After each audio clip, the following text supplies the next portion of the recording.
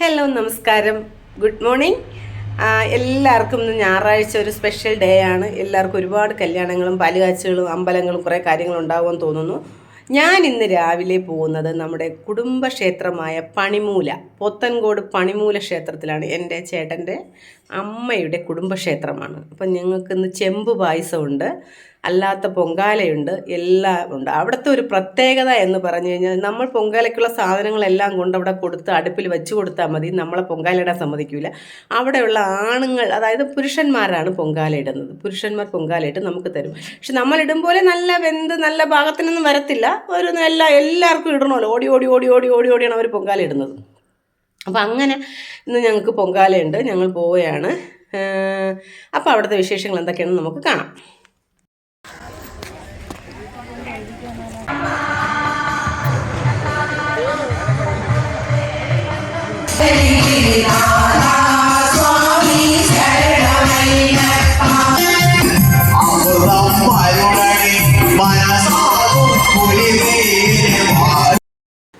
അങ്ങനെ പണിമൂല ക്ഷേത്രത്തിലെ പൊങ്കാല കഴിഞ്ഞ് വീട്ടിലെത്തി.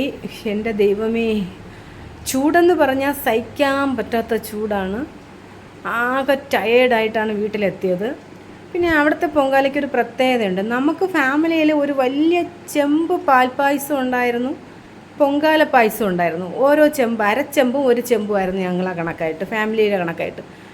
റെസിപ്റ്റ് കയ്യിലിരിക്കുന്നവർക്ക് കൊടുക്കുന്നതിന് മുൻപ് മറ്റുള്ളവർ വാങ്ങാൻ നിൽക്കുന്ന ഒരു ക്യൂ എന്ന് വെച്ചാൽ നമുക്ക് പറഞ്ഞറിയിക്കാൻ പറ്റാത്തൊരു ക്യൂ ആണ്. ആ ക്യൂവിൻ്റെ ഇടയിൽ നിന്നുകൊണ്ട് തള്ളി ആകെ നമ്മൾ തളരുന്ന മട്ടിലായി. പക്ഷെ അവർ ചെയ്യേണ്ടത് റെസിപ്റ്റ് ഉള്ളവർക്ക് മാത്രം ഒരു ക്യൂ വച്ചിട്ട് അല്ലാത്തവർക്ക് വേറൊരു ക്യൂ വയ്ക്കേണ്ടതായിരുന്നു.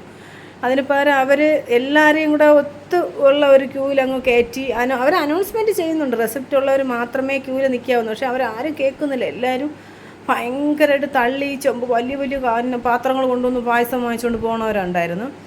പിന്നെ എന്തായാലും ആ തള്ളൽ കാണേണ്ട ഒരു കാഴ്ച തന്നെയായിരുന്നു. പായസം വാങ്ങാൻ നിൽക്കുന്നു. ചെമ്പ് പായസം ഇഷ്ടംപോലെ ചെമ്പ് പായസമുണ്ട്, പാൽപ്പായസമുണ്ട്, പൊങ്കാല പായസം ഉണ്ടായിരുന്നു.